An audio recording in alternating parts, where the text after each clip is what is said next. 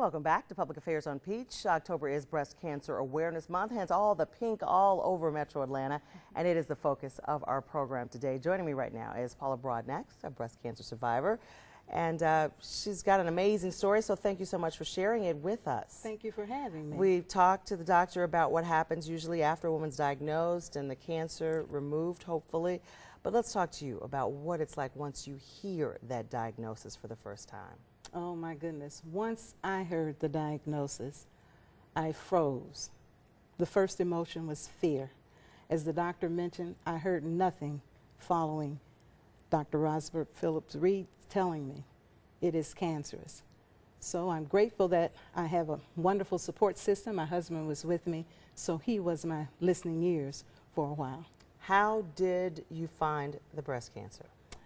Well, it was a multitude of things. I had been known to have a fibrocystic body, and with that there had been cysts throughout my adult life.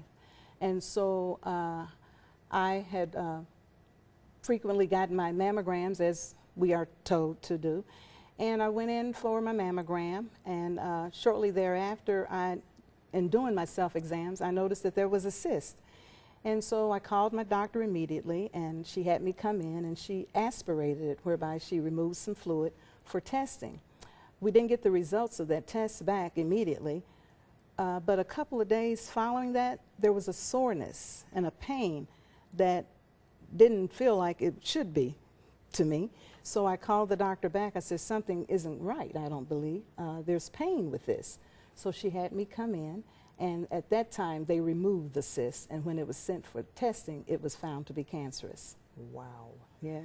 So once you got back to the doctor's office and you just had the cyst removed. Yes. What was your choice for what to do with the cancer after that? Did you think, what did she tell you? No more cancer, you're done, it's over for you? Well, no, what she told me to, that she wanted to be precautious about what was going on, and so she recommended chemo and radiation, and I went through both of those to help ensure that things were well for me.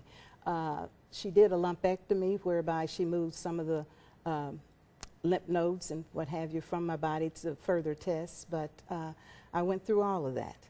And that was how many years ago? 18 years ago, and I'm still here. That is fabulous. Yes, it is. But you decided through all of that journey that you wanted a life change. You were working as an executive for a big company here in Atlanta, and you left town, left and did what?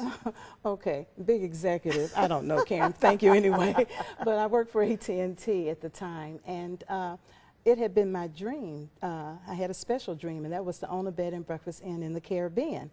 And I had been working on that for years. But with the cancer diagnosis, I didn't know if I would live to see that become a reality.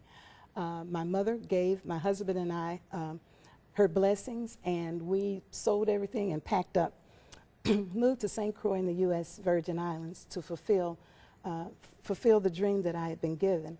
I had to promise Dr. Phillips, though, that I would come back and get my treatments and follow-ups as required, and I did that.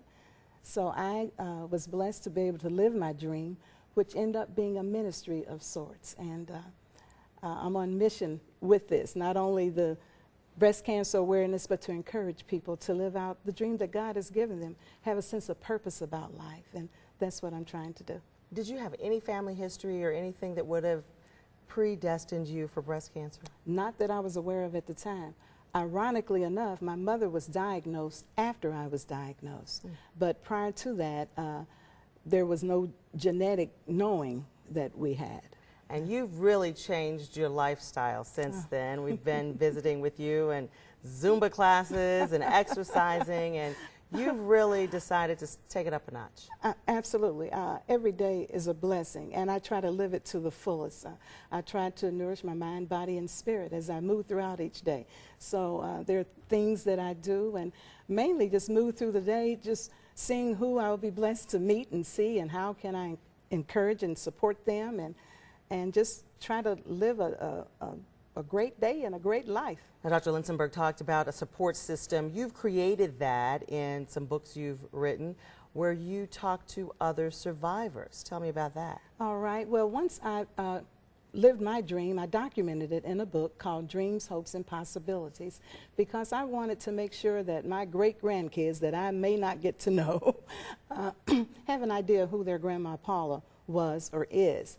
And so as I continue with my journey, I meet phenomenal women and men too, but people who have journeyed through this experience like I, and they too have a story. So I was led to ask some of them if they would like to share their story in a book to help bring about hope and awareness to others, to put a face and a feeling to this experience. And so some of them were led to do that in a book called We Survive to Thrive. And we are really blessed to have published volume 2 of that book last month. Was there ever a period through all of this that you mentioned you didn't know if you'd see your great-grandkids where you thought, this won't be good for me? Initially it was. I have to say initially it was. But I decided that it would be good for me to get away to a quiet place, to just pray and meditate, and to get an understanding of this experience or challenge that was in front of me.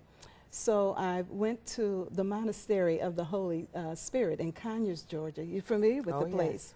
And I went away for a weekend, a friend and I. And I tell you, when I left that place, I knew I was going to be all right. Paula Broadnax, thank you so much for joining us. My pleasure. Thank you for having me. Glad you are doing well. When we return, we're going to show you a mobile breast cancer clinic that's like none other in the country.